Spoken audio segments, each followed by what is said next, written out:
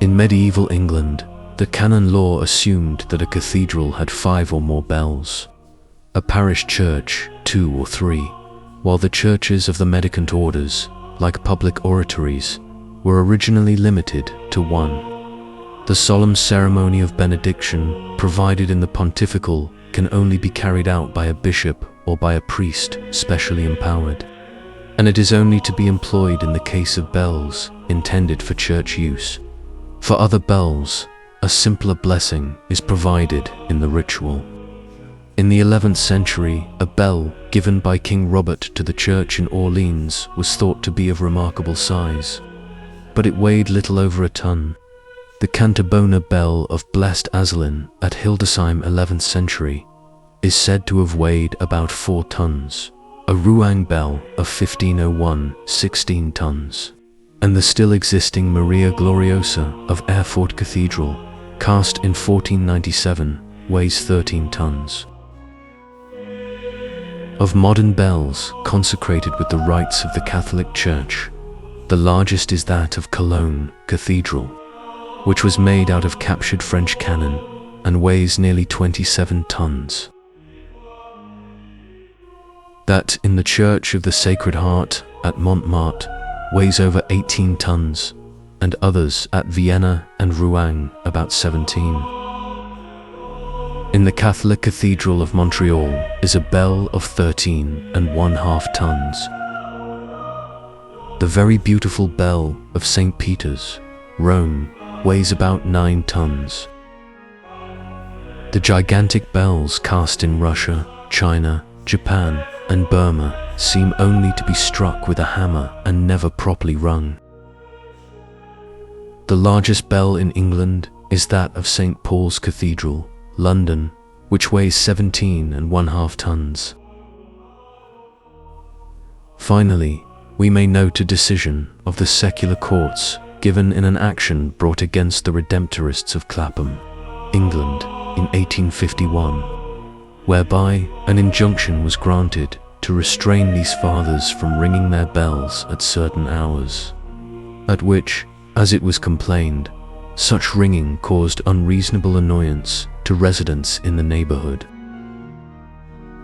Since the beginning of the 16th century, there has been much purposeless disagreements over the question of the so-called baptism of the bells. Protestant critics, following the lead of Luther himself, have professed to find in the rite not only superstition but a profanation of the sacrament. The phrase baptism of bells is merely popular and metaphorical. It has been tolerated, but has never been formally recognized by the Church. Exorcisms are used, and water and salt and unctions with the holy oils. The bell receives a name, and formally, at least, the name was suggested by a godfather. But for all the controversy, the resemblances are really very superficial. The following is a summary of the ceremony now in use, from which the medieval pontificals differ but slightly.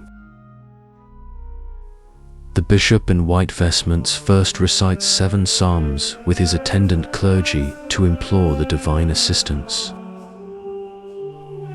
Then he mixes salt with water, reciting prayers of exorcism analogous to those always used in the preparation of holy water, but making special reference to the bell and to the evil influences of the air, the phantoms, the storms, the lightning, which threaten the peace of devout Christians who come to the church to sing the praises of God.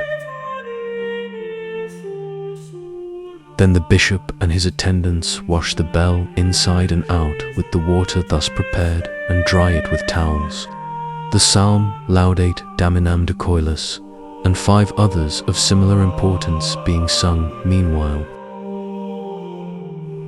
These are followed by various unctions, those on the outside of the bell being made with the oil of the sick in 7 places, and those on the inside with chrism in 4 places. In the accompanying prayers, mention is made of the silver trumpets of the Old Law and of the fall of the walls of Jericho. while protection is asked once more against the powers of the air. And the faithful are encouraged to take refuge under the sign of the Holy Cross.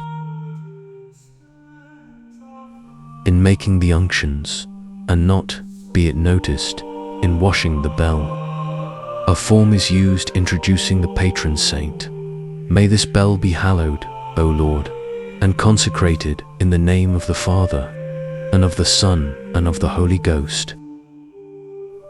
Finally, the thurible with incense, thymiama, and myrrh are placed under the bell so that the smoke arising may fill its cavity. Then another prayer is said of similar purport to the last, and the ceremony ends with the reading of the passage in the Gospel concerning Martha and Mary. In all essentials, this ritual agrees with that in use in Carlovingian times, found in many manuscripts and dating probably as far back as the pontificate of Egbert of York in the middle of the 8th century. The washing and the unctions were prescribed as at present, but of old we find no trace of the form of words or of the name-giving which now accompany the unctions. That the ritual for the blessing of bells, which has thus been in use in the Church for nearly 1200 years, was framed with any design of imitating the ceremonies of baptism seems highly improbable for many reasons.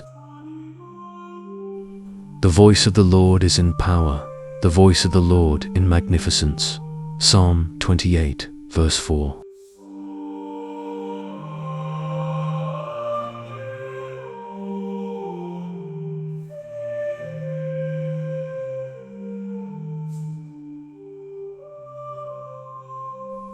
I hope something good happens to you today.